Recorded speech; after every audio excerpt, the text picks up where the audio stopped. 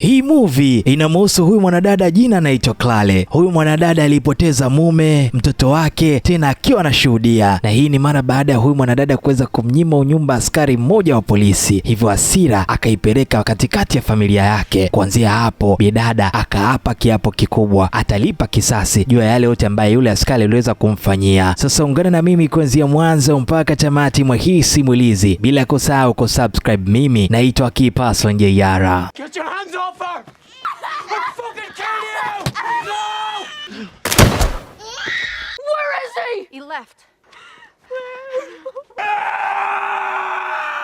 I'm sorry, please. Bonge Story. Movie inaanzia mwaka 1812 huko katika mji wa Tasmania, nchi ya Austria, ambapo kwa kipindi hicho kulikuwa kuna vita kubwa ya kuitwa Black War vilivyokuwa vikiendelea. Hapa tunatambulishwa mwanamke mmoja aliyekwenda kwa jina la Clare. Huyu Clare alikuwa akiishi pamoja na mume wake wa kuitwa Aden pamoja na mtoto wao mdogo sana, na jina maarufu la huyu bidada Clare wote walikuwa wakimuita Nightingale kwa sababu alikuwa na sauti nzuri sana katika uimbaji na alikuwa anajua sana kuimba, kila mtu akawa anamfahamu. Yani huyu bidada alikuwa ni maarufu karibia eneo lote maeneo hayo. Baadaye kikosi kikubwa cha jeshi la Uingereza kinafika mpaka kwenye makazi yao. Clare akaitwa kwenda kuwaimbia wanajeshi wote waliokuja maeneo hayo. Mara tu bidada anapoanza kuimba, kila mtu akawa anavutiwa na sauti yake. Sasa unaambua ya kwamba Clare anafanya yote hayo kwa sababu alikopo anataka kuweza kupata uhuru wake pamoja na nyaraka za kuwa raia huru. Basi hapa akafanya kila juhudi anayotakiwa kuweza kufanya ili kuweza kufikia ndoto hiyo ama kufikia matarajio yake ambayo yeye alikuwa akiyataka. Baada ya kumaliza kuimba, Clare aliamini ya kwamba hatimaye ataanza kupata zile nyaraka zake za kuwa huru, lakini ghafla ruteni mmoja wa kuitwa Hawkins akamwita kwenye chumba chake. Clare alipofika huku chumba cha mwamba Watkins, mwamba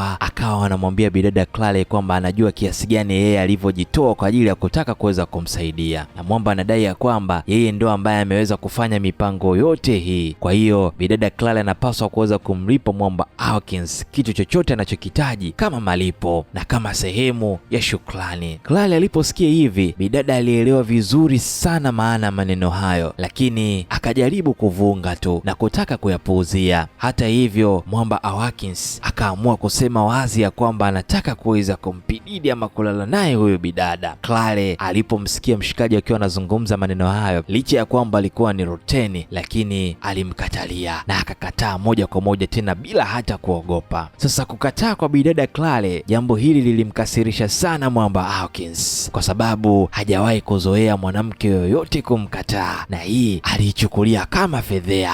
Hawkins akaanza kumshambulia bidada Clare kwa nguvu sana, na hapa akafanya anachokitaka tena bila hata huruma, na baada ya kufanikisha akamwacha bidada Clare maeneo haya. Clare aliachwa bila huruma. Hali ilikuwa ni mbaya sana, lakini licha ya yote kuweza kutokea, bidada Clare hakuweza kabisa kumwambia mtu yoyote kuhusu kile ambacho kilitokea, na hapa akaamua kurudi nyumbani kwa mume wake akiwa tayari ameshavunjika moyo na kujaribu kutaka kuweza kuuficha ule ukweli wote. Hata hivyo mume wake wa kuitwa Aiden alihisi ya kwamba kuna kitu kibaya huenda kimemtokea mke wake. Hapa akaanza kumuuliza Clare kuhusu nyaraka zake za uhuru. Je, amezipata? Clare akamwambia mume wake ya kwamba bado hajazipata, na hii inamaanisha huyo mwanamke bado hayupo huru. Aidan mume wake akaanza kujawa na hasira kali sana. Asubuhi inayofuata bidada Clare wakati anakata kuni nje ya nyumba yao, akamuona mume wake Aiden akiwa anaingia kwenye chumba ili kwenda kuzungumza na mwamba Watkins. Baada ya muda mfupi Aiden akatoka akiwa amekasirika sana, na hapa akamwambia mke wake Clare ya kwamba mazungumzo yao yeye pamoja na Watkins hayakufanikiwa kabisa na hayakuwa na faida yoyote. Na kadri sasa muda unavyozidi kwenda na Watkins anapozidi kuwatesa watu hawa, basi hasira za hawa watu zinazidi kuongezeka. Hii jioni watu wote walipokuwa wamekusanyika jikoni, Aiden akashindwa kabisa kuweza kuzuia hasira zake. Mwamba akaanza kumpiga Watkins tena mbele ya kila mtu. Sasa hili tukio ambalo Aiden alilifanya la kuweza kumpiga ruteni Hawkins lilimkasirisha sana sana afisa mkuu wa jeshi. Hivyo muda kidogo baadaye akamwita Watkins ofisini na kisha akaanza kumuuliza Watkins ni kitu gani ameweza kuwafanyia hao watu mpaka kufikia hatua ya kuwa na hasira namna hiyo na kuhitaji kuweza kumpiga. Lakini Watkins alipohojiwa hivyo alikataa kata kuweza kusema ukweli. Hata hivyo afisa mkuu alikuwa anaelewa wazi ya kwamba Watkins ndio atakuwa mwenye makosa, na hapa akamwambia kwa sasa hatopata cheo chochote kile cha juu na ataendelea kubaki tu kama ruteni mdogo tena maisha yake yote, na kisha akamuonya vikali asiwatendee watu hawa vibaya. Baada ya kusema hivyo afisa mkuu akaamua kuondoka maeneo hayo. Sasa Mwamba Watkins, baada ya kusemwa na mkuu wake wa kazi, Mwamba akawa na hasira kali iliyojaa kwenye moyo wake, na hapa akaamini ya kwamba familia ya Aidens ndio ambaye imeharibu nafasi yake ya kupandishwa cheo. Sasa kufuatia hiyo, mara moja Mwamba akakusanya askari wenzake wote na kisha akawaswaga na kuelekea mpaka nyumbani kwa Mwamba Aiden.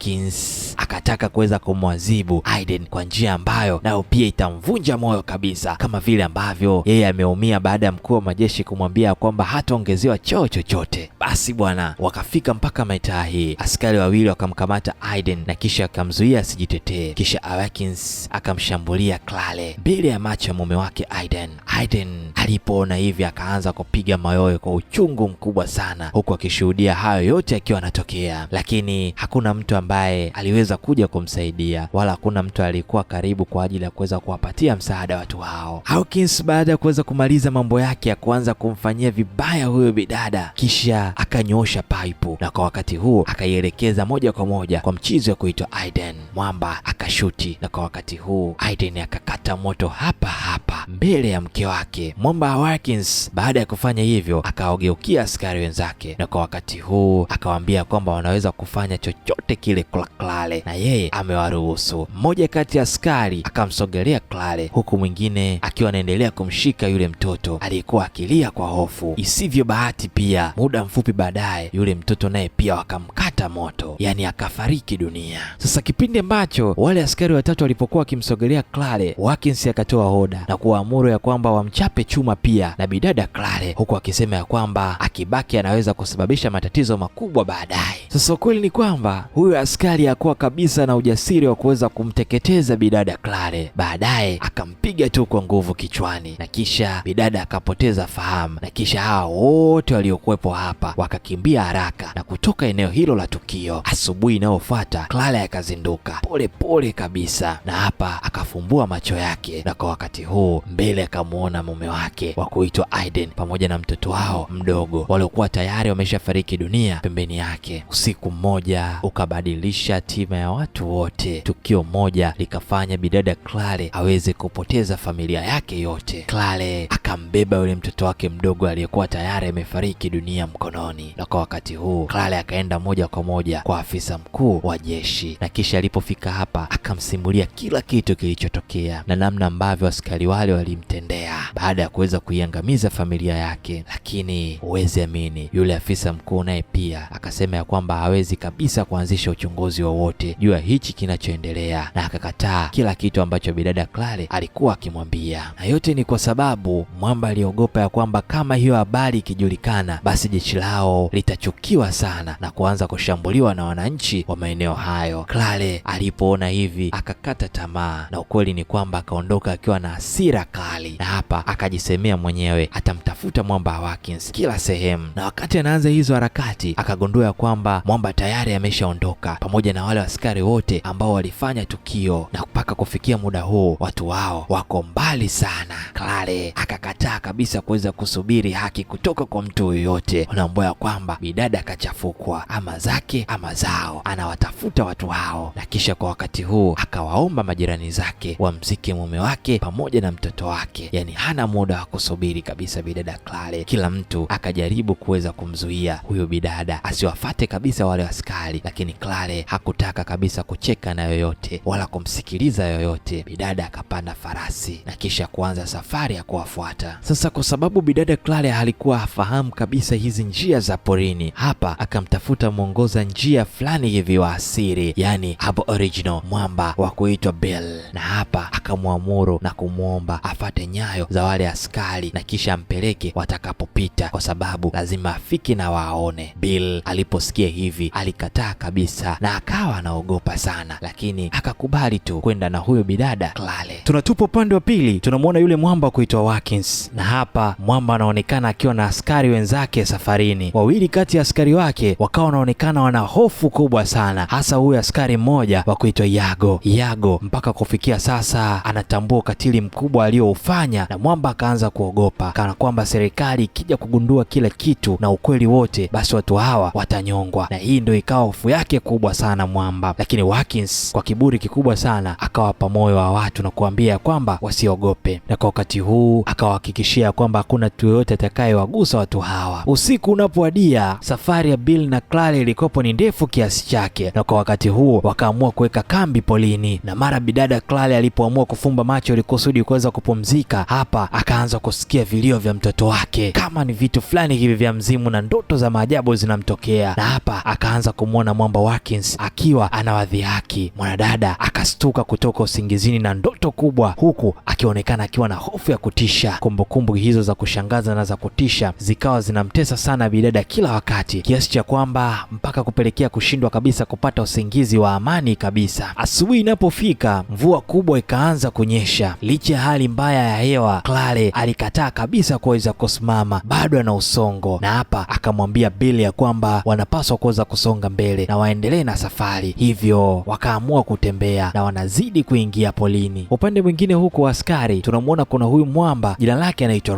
Ruse akamwona mwanamke mmoja hivyo wa shamba akiwa pamoja na mtoto wake. Mara moja mwamba akamteka na kumburuta moja kwa moja na kumpeleka kwa bosi wake Watkins, huku akimwacha mtoto wa huyo bidada nyuma. Watkins alipomwona mwanamke huyo akamwamuru Ruse amfunge kamba mara moja. Sasa huku napo safari ikawa inaendelea. Bill na Claire wakasimama mbele ya mto mmoja wenye maji yenye kasi sana. Bill akamweleza Claire wanapaswa kuweza kuvuka huo mto, kwani utawafikisha pale walipo askari kwa haraka zaidi, lakini akamwonya kuwa leo ni siku ya hatari sana kuvuka maeneo haya, na yote ni kwa sababu maji yalikopa yakionekana akiwa na nguvu vibaya mno, na hivyo hofu yake ikawa yatawachukua kiurahisi sana. Lakini Claire alikuwa mkaidi, hakutaka kabisa kuweza kusikiliza wala kuelewa hata kidogo. Mwamba akaingiza farasi wake moja kwa moja ndani ya mto, na kabla ya Bill hajamzuia, Claire tayari alishafika katikati ya maji, jambo ambalo likamfanya hata Bill kushindwa kabisa kumzuia, na mwamba akalazimika kuweza kumfata. Lakini ghafla yale maji yenye nguvu yakamvuta bidada Claire pamoja na farasi wake. Bill yeye akachangamka sana, kwa haraka sana akamkamata farasi na kisha akang'ang'ana hapa na kuhakikisha huyo mnyama asiweze kabisa kuangamia na maji, na kisha akamvuta mpaka ufukweni. Anapocheki baadaye akamwona Claire akiwa anasombwa na maji yenye kasi kubwa sana, na kwa wakati huu yanampeleka mbali sana. Bila kusita wala kuchukua sekunde moja, Bill akaamua tena kuruka ndani ya maji na kisha akaenda kumwokoa Claire, na baada ya kufanya hizo juhudi, mshikaji akabidi kuweza kumvuta mpaka ufukweni. Claire akawa yupo katika hali mbaya, na kwa wakati huu Bill akaamua kumfokea tena kwa hasira sana, huku akimwambia hakupaswa kuweza kufanya kitu cha hatari namna hiyo. Sasa kwa bahati mbaya sana, chakula chao pamoja na vifaa vyote vikawa vimesombwa na maji ya mto huo, hivyo kwa sasa wamebaki bila kitu chochote, huku njaa ikawa inawatesa vibaya sana. Lakini hawakukata tamaa, wakaendelea mbele mpaka walipokutana na makazi fulani na kujaribu kutaka kuweza kuingia kisiri ndani ya hiyo nyumba ili kuiba chakula. Lakini kabla hawajachukua chochote ndani ya hicho chumba, mwenye nyumba akawagundua na kisha akaanza kuwafyatulia risasi watu hao, Bill pamoja na Claire, jambo ambalo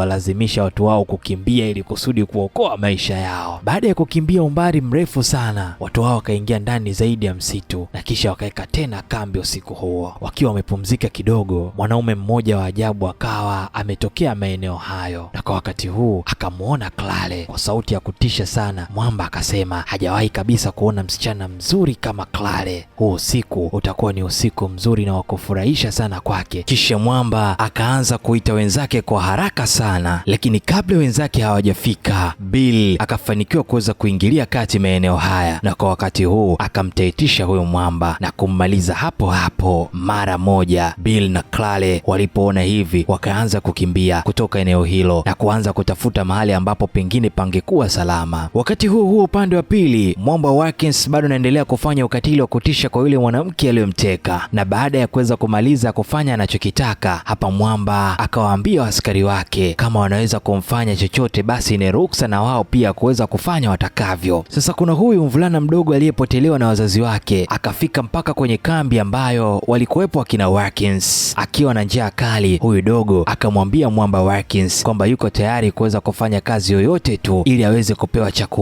na huyu dogo akasema ya kwamba yuko tayari hata kubaki nao pamoja na hilo jeshi. Asubuhi inapofuata, Bill naye pia akaamua kumwamsha bidada Claire, wakaanza kuendelea na safari yao. Sasa tunatupa upande huu hapa wa pili ambapo tunaona kuna hawa askari wa lile kabila la mwanamke ambaye alitekwa, na hapa likafanikiwa kuweza kutambua sehemu ambapo yule binti aliweza kutekwa, na kisha wakafahamu kila kitu pamoja na unyama pamoja na uchafu wote ambao wale askari waliweza kumfanyia mwanamke huyo. Basi wale askari pamoja na mashujaa wa hilo kabila wakaanzisha mashambulio makali dhidi ya wale askari ambao waliweza kufanya hivyo, ambao ni jeshi la kina Watkins. Vita ikaanza ghafla, na hapa askari wakaanza kuua mmoja baada ya mwingine waliokuwepo maeneo hayo. Katikati hayo mapigano, mwamba Yago alijeruhiwa vibaya sana. Watkins anapoiona hiyo hali kwa ukatili mkubwa sana, mwamba akatoa bunduki yake na kisha akamchapa risasi yule bidada ambaye alikuwa ni mateka. Askari waliobaki wakaanza kukimbia kila upande wakijaribu kutaka kuweza kuokoa maisha yao, huku mashujaa wa lile kabila wakaanza kuwafukuzia tena bila huruma, huku wakitaka kuhakikisha ya kwamba hakuna askari hata mmoja atakayebaki hai. Mapigano yakaendelea tena kwa muda mrefu sana. Yago yeye akiwa amejeruhiwa vibaya sana akafanikiwa kuweza kukimbia umbali mrefu sana, huku akiwa anapiga mayowe akiomba msaada, lakini ghafla akamwona mwanamke mmoja kuwa mbali sana, na mwamba akaanza kukimbia kuelekea kule kule kwa yule mwanamke akitaka kuomba msaada ili asaidiwe, lakini anaposogea akatambua ya kwamba yule mwanamke si mwingine bali ni bidada Claire,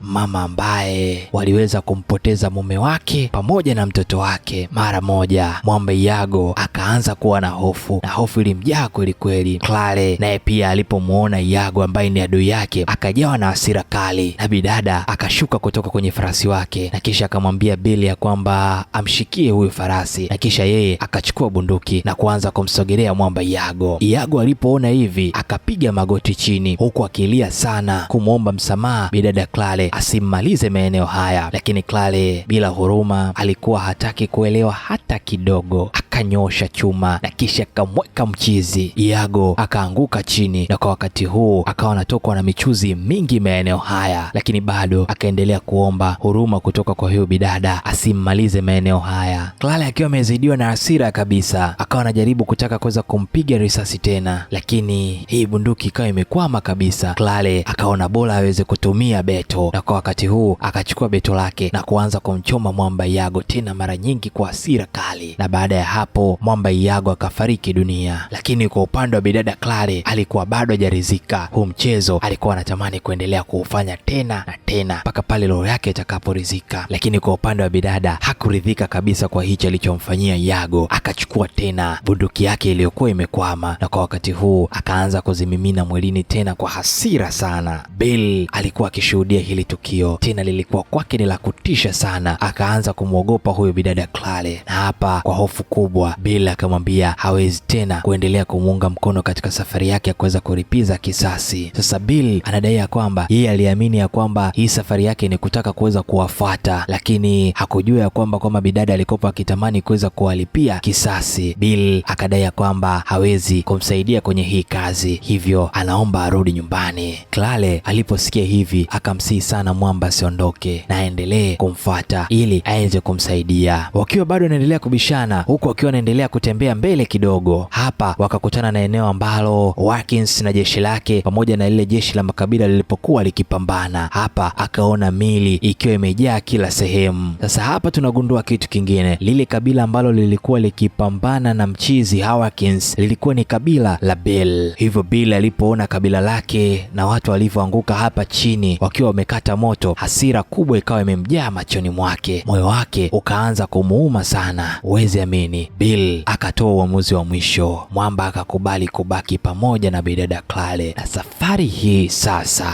Bill naye pia anataka kuweza kulipa kisasi kama bidada Claire, na yeye amejeruhiwa na mwamba kuitwa Watkins. Sasa kadri siku zinavyozidi kuendelea, afya ya Claire ikaendelea kuwa mbaya, akawa anapata maumivu makali kifuani ambayo kama yangeweza kuongezeka siku moja, basi huyu bidada angeweza kuanguka na kupoteza fahamu kabisa. Bill akaamua kufanya tambiko la tiba la jadi kabisa ili aweze kumsaidia huyu bidada apone. Sasa kupitia hii huduma ya jadi pamoja na msaada wake, Claire akaanza kumwamini Bill tena kwa dhati, na baada ya hilo tambiko Bill akamwambia Claire apumzike, huku yeye akichukua silaha zake za jadi na kwenda kuwinda wanyama ili kusudi wapate chakula. Basi bwana, kupitia hivi watu hao wakapata chakula. Claire pamoja na Bill wakafanikiwa kuweza kurejesha nguvu zao pamoja na afya zao baada ya mateso pamoja na njaa ambazo zilikuwa zikiwakumba maeneo yale. Wakati huo huo tunamwona mwamba wa kuitwa Watkins pamoja na mwamba mmoja wa kuitwa Ruse wakiwa wanaongozana pamoja na mwamba mmoja ambaye alikuwa ni mwongoza njia wa asili. Huyu mwamba alikuwa akiitwa Charlie. Charlie akaongoza mpaka sehemu ambapo njia iliishia kabisa. Watkins alipoona hivyo akaanza kupata hasira na kisha akamuuliza huyu mwongoza njia wa kuitwa Charlie kwa nini amewapeleka huko ili hali alitakiwa kuweza kuwatoa katika huo msitu. Charlie akawajibu huku akiwa anadai ya kwamba wakina Watkins waliua ndugu zake, na mara zote hivyo ndivyo walivyokuwa, walikopo wakiwaua watu ambao hawana hatia kabisa. Mwamba anadai ya kwamba hii haikuwa sawa kabisa na hawakustahili kabisa kuweza kutoka ndani ya huo msitu, na ninafanya hivi ili muweze kuijua thamani ya wale watu ambao mnawanyima kabisa msaada wa kweli. Maneno haya yalimkasirisha sana Ruse. Dakika chache baadaye mwamba akavuta shaba na kisha akampiga risasi mchizi Charlie. Charlie akakata moto hapo hapo.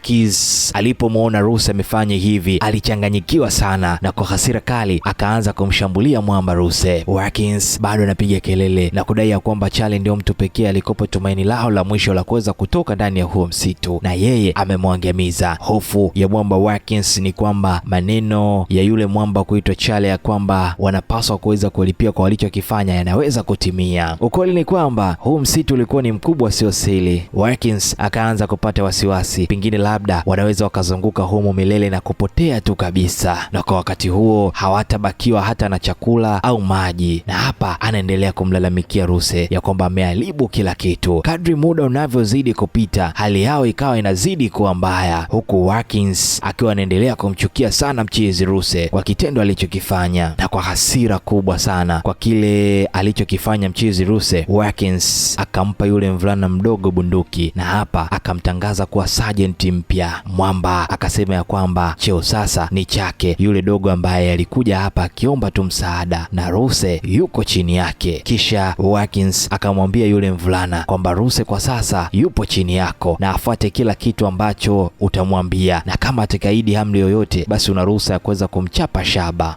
Sasa mpaka kufikia hapa ukweli ni kwamba wakawa wamebaki watu 4 tu. Chakula kinaisha na matumaini yao ya kuendelea kuisha yanazidi kuweza kupungua. Kwa upande mwingine, Bill pamoja na Claire wakafika katika ile njia na kuukuta mwili wa mwamba Charlie, yule ambaye aliweza kupoteza maisha kutokana na yule mchizo kuitwa Ruse. Bill akaanza kumweleza Claire ya kwamba huyu Charlie alikuwa ni mjomba wake, na kwa wakati huu Bill alijisikia vibaya sana na mwamba akaanza kulia. Kisha baada ya hapo mwamba akafanya ibada za mwisho za kijadi kwa ajili tu ya mjomba wake. Maumivu hayo yakawa yanageuka kuwa ni hasira kali sana. Bill akamwambia Claire ni lazima hawa watu waliofanya hivi awalipizie kisasi cha mjomba wake, kwa sababu askari hao wameendelea kutenda ukatili ambao hauvumiliki kwa watu wa hapa. Wakiwa na dhamira mpya na hasira kubwa kutoka mioyoni mwao, wakiwa wanataka kuweza kulipa kisasi, wakaendelea na safari huku wakitaka kwenda kuwafata wakina Watkins. Safari ilikuwa ni ndefu sana na wakafanikiwa kuwakaribia, lakini Watkins ndiye ambaye alikuwa wa kwanza kumwona bidada Claire. Mara moja mwamba akavuta chuma na kisha akamchapa shaba bidada Claire, lakini hii risasi ikapita pembeni ya mkono wake lakini kamjeruhi. Kwa hofu kubwa sana bidada Claire akaanza kukimbia akiwa hajui afanye nini. Bill kwa haraka sana akaamua kumfata, na kwa wakati huu akamwambia jambo moja la muhimu, ya kwamba kwa sasa hawapaswi kuweza kuongozana kwa pamoja kwa kuwa yeye anahisi ya kwamba atamchelewesha. Hivyo bidada Claire anapaswa kuweza kukimbia upande wake, kisha yeye atawafuata na kuanza kuwazogisha kwa kuwa wale askari wako wengi sana na wao wako wachache, hivyo wanaweza kushinda kwa kufanya hicho kitu. Baada ya kusema hivyo, mwamba Bill akaamua kufanya kwa vitendo. Mwamba akaamua kujitoa mwanga, akapanda farasi wake na kisha akaamua kujionyesha wazi wazi kwa askari wa Watkins ili tu waweze kumkamata yeye badala ya Clare. Watkins kweli alimuona. Watkins akamkamata Bill na kwa wakati huu akampa amri ya kwamba waongoze ili awatoe hapa polini. Bill hakuwa na hiana, akajifanya amekubali na kuanza kuongoza mbele ili kusudi kuwatoa huko polini, wakiwa wanajua wanatoka huko polini. Lakini njiani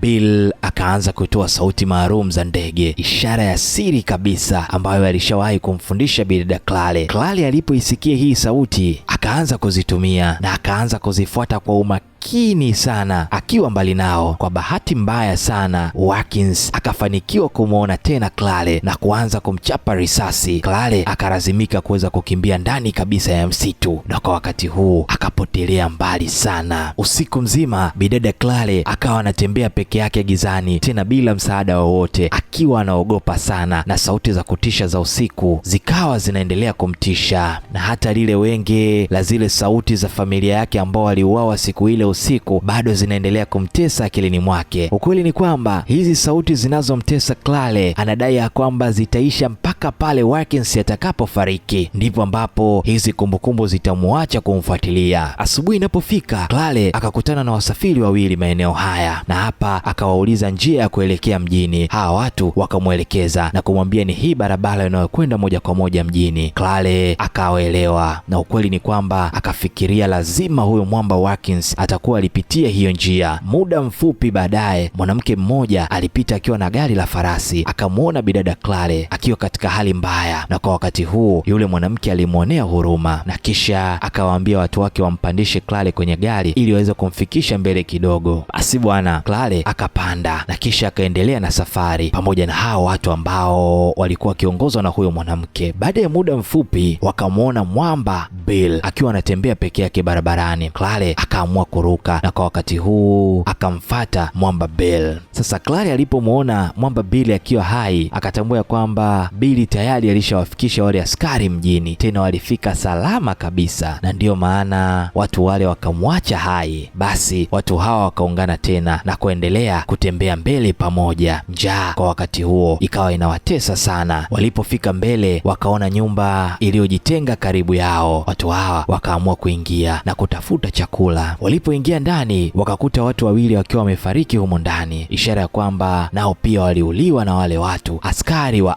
Watkins. Bill na Clare wakatafuta chakula kilichobaki ili kuweza kujistiri na njaa ambayo ilikuwa ikiwasumbua sana, na kisha watu hao wakaendelea na safari yao. Sasa kadri wanavyoendelea kukaribia maeneo yenye watu wengi, Clare akawaona wazungu kadhaa wakiwa wanawapa bunduki watu weusi na kuwafanya kuwa watumwa wenye silaha. Mara moja Clare akachekecha akili na kugundua ya kwamba huu mji, msichana mweupe akiwa anasafiri huru na mwanaume mweusi, basi mwanaume mweusi anaweza akauliwa kabisa. Hivyo bidada akaamua kuchukua njia za kutaka kuweza kumlinda mwamba Bill. Sasa ili kuweza kumlinda mwamba Bill, Clare akamwambia ajifanye kama mtumwa wake. Basi watu hawa wakaweza kupanga huo mpango, na baada ya kupanga huo mpango wakaendelea mbele. Njiani wakafanikiwa kuweza kupanda magari ya wasafiri, na hao wasafiri wakawasogeza taratibu mpaka mjini. Baada ya muda, Clare na Bill wakakutana na wazee wawili ambao waliwaomba kama wanaweza kwenda nyumbani kwao ili kusudi kuweza kuwasaidia kufanya usafi, na hapa wakawaahidi malipo watawapa chakula. Bill na Clare wakakubali kwa kuwa walikuwa hawana chakula, na wakaamua kwenda na hao wazee. Basi baada ya kufanya usafi kwa muda sana, Clare akakaa mezani kula pamoja na wale wazee wengine. Cha kushangaza zaidi, yule mzee akamwambia na mwamba Bill akaribie mezani wale pamoja nao. Bill alipoona hichi kitendo alishindwa kabisa kuweza kujizuia. Mwamba akaanza kulia. Sasa ukweli ni kwamba kwa kawaida wazungu wamekuwa wakiwakatili sana watu wenye rangi nyeusi, lakini kwa hichi kitendo alichokifanya hawa wazee wawili ni wazi ya kwamba walikuwa ni wazungu wa kwanza kwa kipindi hicho kuwahi kumkaribisha mezani binadamu wa kawaida na kula nao chakula pamoja. Bill alivyoona hichi kitendo, kusema ukweli alilia na machozi akawa ni ya shukurani tu maeneo haya. Asubuhi inayofuata wakaanza tena safari yao, huku Clare bado nia yake ni ile ile, ni lazima amfikie mwamba Watkins na kisha alipize kisasi chake. Baada ya mateso na safari ndefu, hatimaye watu hawa wakawa wamefika mjini. Mara moja Clare akamuona yule mtu aliyokuwa akimtafuta kwa muda mrefu, Watkins.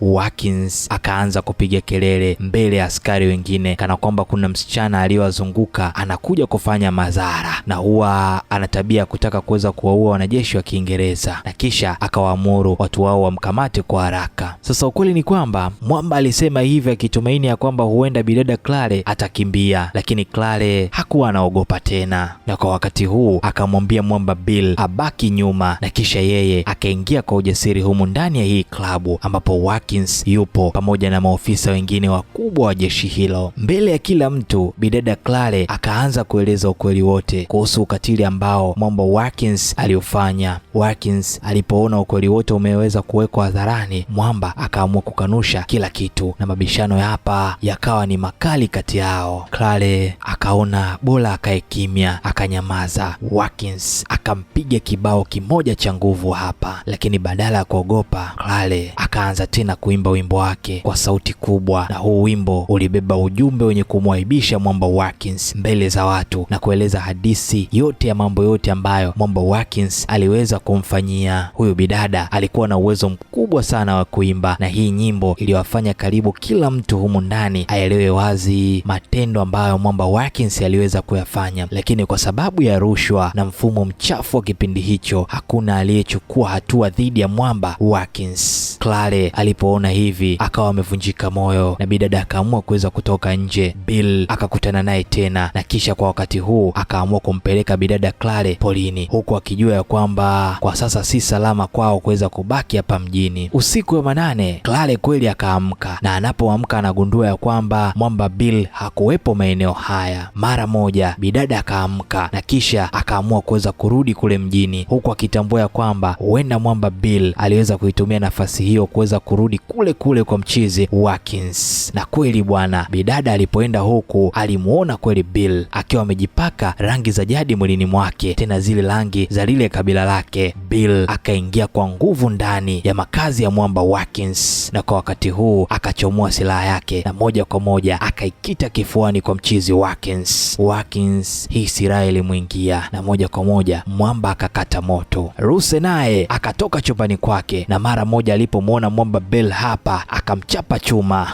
Bill akawa amejeruhiwa vibaya sana, lakini bado Mwamba ana nguvu, akapambana japokuwa anapitia maumivu hayo, na mwishowe akafanikiwa kuweza kummaliza Mwamba Ruse, na hatimaye kisasi cha bidada Claire kikawa kimekamilika. Bill akawa anavuja michuzi mingi mwilini mwake kutokana na lile jeraha ambalo aliweza kulipata kutoka kwa Ruse, na hapa akamwambia bidada Claire ya kwamba hataki kufia hapa mjini, bali anataka kuweza kufa karibu na bahari, sehemu ambayo mababu pamoja na mabibi zake waliweza kuishi hapo zamani. Claire aliposikia hivi akaamua kuweza kumsaidia mchizi kuweza kutembea naye mpaka kufika ufukweni mwa bahari. Damu za Bill zikawa zinaendelea kutoka maeneo haya tena kwa wingi vibaya mno, lakini hatimaye Mwamba akakaa pembeni ya bahari akiwa ametulia, na moyo wake ukawa ukijisemea kwamba tayari ameshalipiza kisasi cha mjomba wake, na pia amefanikiwa kuweza kukilipa kisasi cha bidada Claire. Hivyo kwa sasa Mwamba anajisemea anaweza akafa kwa amani. Muda mfupi baadaye Mwamba Bill akawa amefariki dunia, yani kwa sasa hatunaye tena Bill. Claire akawa amekaa tu pembezoni mwa bahari, huku lile lengo lake la maisha yake ya kila siku likawa limekamilika, lakini bidada hajui afanye nini tena wala aende wapi, kwa maana mpaka sasa familia yake, watoto wake, lakini pia hata rafiki yake Bill tayari umeshafariki dunia. Drop comment yako hapa chini, kisha tuambie ya kwamba umejifunza nini kuhusiana na huu mzigo. Na huu ndio unakuwa mwisho huu hapa mzigo wa kuitwa Nightingale. I hope umeenjoy sana kuanzia mwanzo mpaka tamati mwa hii simulizi. Hii ni Bonge Story na mimi naitwa Kipaso Njeyara, mpaka kwa wakati mwingine. Oi.